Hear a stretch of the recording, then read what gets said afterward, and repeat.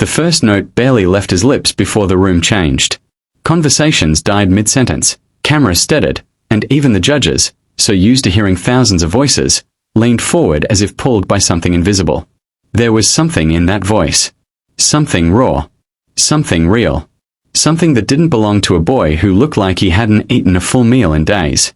His name was Mateo Cruz, a 14-year-old boy from a small coastal village in the Philippines where life moved slowly but hardship never rested.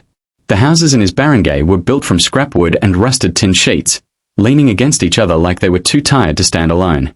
Mateo's home was no different. When the rain came, it didn't knock, it forced its way through holes in the roof, soaking the thin mattress he shared with his younger sister.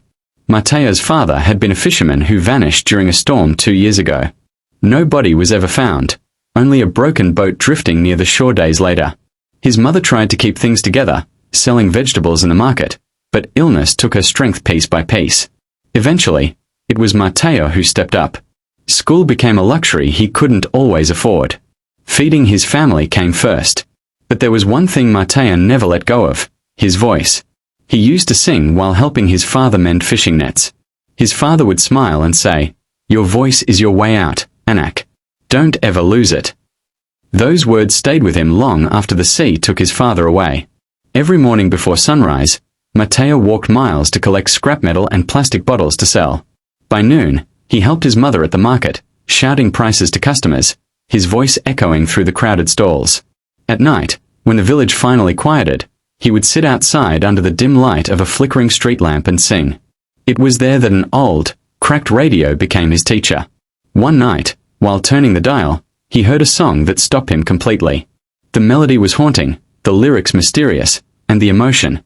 It felt like it carried the weight of 1,000 untold stories. It was Hotel California. He didn't understand all the words at first, but he felt them. And for Mateo, feeling was enough. For months, he practiced that song over and over again. Each line, each note, he shaped it into something personal. Something that reflected his own struggles, his own longing to escape the life he was trapped in. One day, a traveling talent scout passed through the village. Mateo didn't plan to audition. He didn't even believe someone like him had a chance. But his little sister, Anna, pushed him forward with eyes full of hope. "You always sing for us," she said softly. "Now sing for them." With trembling hands and worn-out slippers barely holding together, Mateo stepped onto a makeshift stage in the middle of the barangay. The crowd was small, mostly curious neighbors, but the judges stood out, clean clothes, serious faces, and eyes that had seen too much to be easily impressed. Mateo closed his eyes. And then he sang. The first verse came out fragile, almost uncertain. But as he continued, something shifted. His voice grew stronger, deeper, filled with a kind of pain that couldn't be faked. Every note carried the weight of his father's absence, his mother's illness, the hunger he tried to ignore, and the dreams he refused to let die. By the time he reached the chorus, the entire crowd had fallen silent. The judges exchanged glances, their expressions no longer skeptical but stunned. One of them leaned back, covering her mouth as tears welled up in her eyes. This wasn't just a performance. This was a story. A story of survival, of loss, of hope fighting against impossible odds. When Mateo finished, there was a moment of stillness so deep it felt like time had stopped. Then, suddenly, the applause erupted. Loud, unstoppable, emotional. The judges stood up. One of them approached Mateo, his voice unsteady. "Where did you learn to sing like that?" Mateo hesitated before answering. "From life, sir." Those simple words hit harder than any note he had sung. He was immediately given a chance to compete on a national stage. For the first time in his life, Mateo left his village and saw a world far bigger than he had ever imagined. Bright lights, massive audiences, and a stage that felt both terrifying and magical. But the challenges didn't end there. In the competition, Mateo faced contestants who had professional training, expensive coaching, and years of experience. There were moments when he doubted himself, moments when he felt like he didn't belong. Backstage, he often sat alone, clutching a small photo of his family. He reminded himself why he started. Not for fame, not for applause, but for them. When it was his turn to perform again, he chose the same song, Hotel California. Some questioned his decision. "You already sang that," they said. Why not try something new?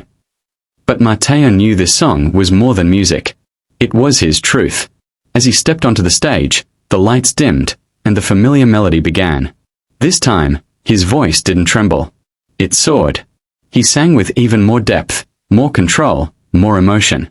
It was as if every hardship he had faced had sharpened his voice into something unforgettable. By the final note, the judges were in tears again.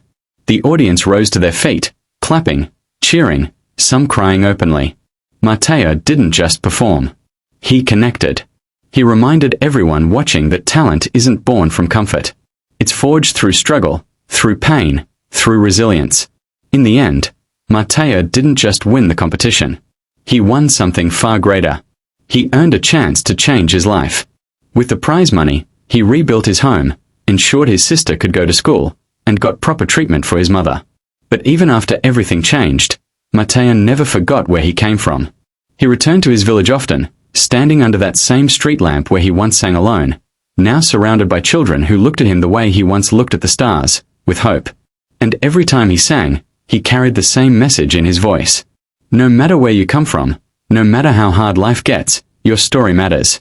Your voice matters. And sometimes, the very thing that feels like your greatest struggle can become your greatest strength. Because Matteo wasn't just a poor boy who sang a song. He was proof that even in the darkest places, something beautiful can rise. And when it does, it has the power to move the world.